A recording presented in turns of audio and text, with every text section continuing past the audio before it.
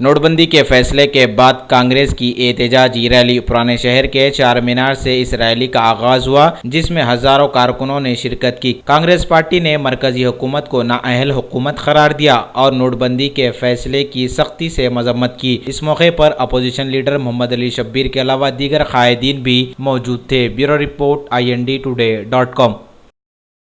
मोदी जी प्रधानमंत्री के नोटबंदी के फैसले के खिलाफ आज शहर हैदराबाद में चार मीनार के दामन से कांग्रेस पार्टी की रैली के अगेंस्ट नरेंद्र मोदी जी 50 दिन मुकम्मल हो गए, लेकिन आज तक आपने लोगों की मुश्किलात दूर नहीं की।